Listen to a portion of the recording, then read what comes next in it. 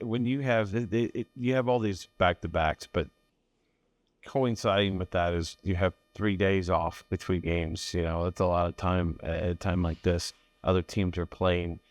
What are you watching games between your own games? Are you like to see how other teams are doing, or are you the kind of person who's just I want to show up and play? We'll worry about it. Yeah, no, I'm not watching the standings or games or what. Some people within the organization do, which is fine. I think everybody has their own deal with that, and but no, I'm more worried about what we're going to do today and get prepared for tomorrow than things that we can't control. And I certainly can't control anything that's happening outside of our dressing room. And so, yeah, no, we're concentrating a little bit more or a lot more on the Columbus Blue Jackets than anybody else. Can that theoretically, depending on what kind of person you are, like you said, it can be an extra motivator if you see teams that are not making ground, not gaining ground on you guys, maybe? Well, they can go both ways, right? Yeah. So what's the point? It's if it's going to happen, it's going to happen. So again, it's completely out of our control. What is under our control is how we get prepared today through practice and our mindset getting ready for the puck drop tomorrow night. You got the two veterans back in the Monday game, and sometimes there's a little bit of knocking off the rust periods, which they pretty much look like themselves when you went back and watched the tape. Yeah. And even in overtime, certainly from our end up front, just asking Monty if he was ready to go again and double up in overtime, and he had no issues. So credit to our staff, our coaches for getting them, and ultimately the player getting themselves in a spot where they can jump on a moving whatever. It's going pretty fast right now, and both guys were able to slip in and play extremely well. So it's credit to everybody involved in getting them going.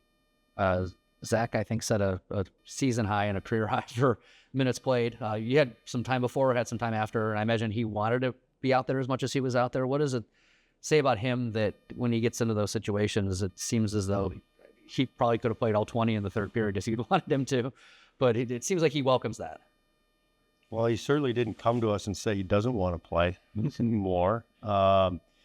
Yeah, you know what? We chatted about it. Obviously, Steve McCarthy runs the D, and the timeouts really fit in the third period for us. They just set up for him to be able to rest a little bit more and then get back out there. So that's why he played a little bit more. It just kind of set itself up that way. But as you guys know, and you've seen, and we've all seen this year, and you guys have probably seen in the past, that his engine is just fantastic. He recovers very quickly. He doesn't cheat the game.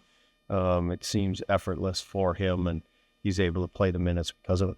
He also seems to, he'll have some really long shifts as well, but he seems productive in those as well. And that's the skill to know how to, use your energy that way, right? Well, yeah, yes and no. I will argue that he doesn't extend his shifts. So yeah, he might get caught out there every now and then, but he doesn't take that extra offensive opportunity. He changes properly, as far as, using teammates and trusting teammates as well.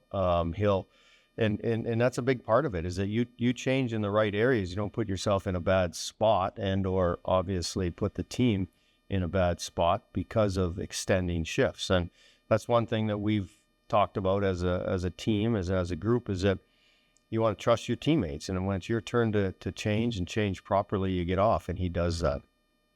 When you played, were there many teams using 1-3-1 on the power play? Yeah, there were. It's been around forever. Yeah, did you ever play bumper? I can't. In your junior, maybe career. Yeah. I don't know. Junior is a long time ago when I was actually able to have some offense. So I was more looking after the bumper in my NHL career. Well, I mean, we've talked about it before with that position and how Monahan is so good at it. Does it ever surprise you that the guys don't want to play that position sometimes? It surprises me all the time. And the ones that are committed to doing it and doing it for the right reasons and play, it's probably the most important spot. I mean, sure, everybody talks about the guy who's shooting and the guy that's the half wall guy and the guy at the top that's the quarterback. But the guy in the middle is the guy that's supporting. He's running everything. Like, he's the out for everybody. He's the support guy. He's the scorer. He's a passer. You do everything in that position. So, yeah, am I shocked when, I've heard it since I played to when now coaching, is that guys are like, oh, I don't want to play in the bumper. And maybe back in the day, you didn't want to do it because you get hurt in that spot because you're going to get cross-checked and, in front of the net or anywhere in front of the net. But nowadays, it's like, yeah, so players like Monty, who they don't care where they play as long as they're in a position to help the team and commit to it. They usually have success, which he does. And I mean, just when you find a player like him he wants to be there and he's good at it, those are kind of hard to find, right? In this league. But I'll argue though that so Fantilli was there, when Monty was hurt. He committed to doing it too. Has he ever done? No, like he was been a half wall guy or whatever his whole career. But the nice thing about our team is that we do have people that if we do that, they'll commit to it, and because it's team first, and that's a team situation where maybe it's not where you've played in the past or something that you want to do, but if you commit to it, then you'll give us a chance to have success.